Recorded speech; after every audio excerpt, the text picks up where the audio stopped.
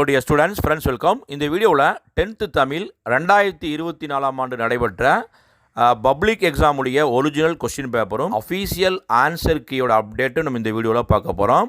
இதோடைய பிடிஎஃப் லிங்கை டிஸ்கிரிப்ஷன் பாக்ஸில் கொடுத்துறேன்.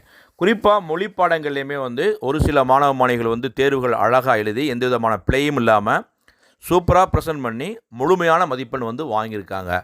ஸோ யாராவது நீங்கள் சென்டம் எடுக்கணும், மொழி பாடங்கள்லையுமே சென்டம் எடுக்கணும்னா இந்த அஃபீஷியல் ஆன்சர் கீயை தயவு செய்து ஃபாலோ பண்ணுங்கள்.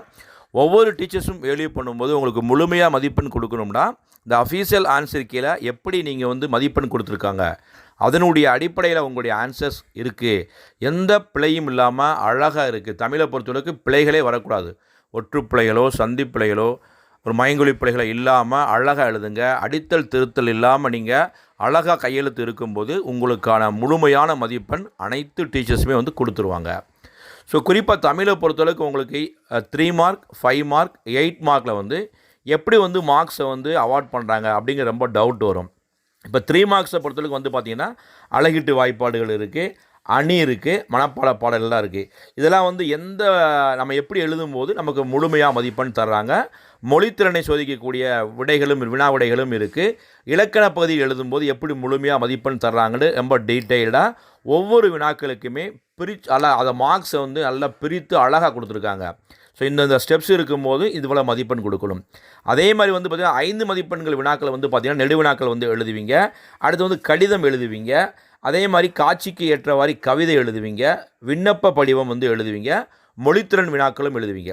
ஸோ நீங்கள் 5 மார்க் வாங்கணும்னா என்னென்ன ஸ்டெப் இருக்கணும், கடிதம் எழுதும்போது எந்த மாதிரியான அமைப்பில் கடிதம் எழுதணும், அதே மாதிரி தான் கட்டுரை எழுதும்போது விண்ணப்ப படிவங்கள் எழுதும்போது எப்படியெல்லாம் ஃபுல்லப் பண்ணணும் அப்படி டீட்டெயில்டாக கொடுத்துருக்காங்க. அதே மாதிரி குறிப்பாக பகுதி 5 பொறுத்தளவுக்கு 3 8 மதிப்பெண் வினாக்கள் இருக்குது. உங்களுக்கு உரைநடை அல்லது செய்யல ஒரு நெடுவினாக்கள் வரப்போது, துணைப்பாட கட்டுரை, அதே மாதிரி பொது கட்டுரை. இந்த பகுதியில் தான் நிறையா மாணவ மாணவிகள் மதிப்பெண்ணை விடுறீங்க. ஸோ என்னென்ன ஹெட்டிங்கில் நீங்கள் எழுதணும். இப்போ நீங்கள் லாஸ்ட் இயர் பார்த்தீங்கன்னா செயற்கை நுண்ணறிவின் எதிர்கால வெளிப்பாடுகள் கேட்டிருக்காங்க. அதுக்கு பார்த்தீங்கன்னா தன் வரலாறு அந்த கேள்வி கேட்டிருக்காங்க. அதே மாதிரி துணைப்பாட கட்டுரையை பொறுத்தளவுக்கு அழகிரிசாமி ஒருவன் இருக்கிறான் கேட்டிருக்காங்க, ராமானுஷர் நாடகம் கேட்டிருக்காங்க. அதே மாதிரி பொது கட்டுரையை பொறுத்தளவுக்கு பார்த்தீங்கன்னா சாலை பாதுகாப்பை பற்றியும் கேட்டிருக்காங்க. ஒரு நூலுக்கான மதிப்புரை எழுத சொல்லியிருக்காங்க. ஸோ இந்த 3 கேள்விகளுக்குமே இந்த மாதிரி ஹெட்டிங்கில் நீங்கள் தப்பு இல்லாமல் பொருத்தமாக விடை எழுதியிருந்தால் உங்களுக்கான முழுமையான மதிப்பெண் கொடுக்க சொல்லியிருக்காங்க. ஒரு மதிப்பெண் வினாக்களை பொறுத்தளவுக்கு இந்த இன்ஸ்ட்ரக்ஷன் தெளிவாக கொடுத்துருப்பாங்க. ஸ்டார்டிங்லேயே நீங்கள் விடை மட்டும் எழுதாமல் அதற்குரிய ஆப்ஷன்ஸையும் சேர்த்து எழுதும்போது முழுமையான மதிப்பெண் கிடைக்க சொல்லியிருக்கும். இல்லாட்டி 1 மார்க் மதிப்பெண்ணே போடாமல் கூட இருக்கலாம். ஸோ இந்த வீடியோ ரொம்ப ரொம்ப யூஸ்ஃபுல்லாக இருக்கும். இதே மாதிரி உங்களுக்கு இங்கிலீஷ், மேக்ஸ், சயின்ஸ், சோஷியலுக்கும் தனித்தனி வீடியோவை அப்லோட் பண்ணி செக் பண்ணி இதே மாதிரி ப்ரெசென்ட் பண்ணி நீங்கள் தேர்வுகள் எழுதும்போது பொதுத் தேர்வில் நீங்களும் முழுமையாக மதிப்பெண் எடுக்கணும்.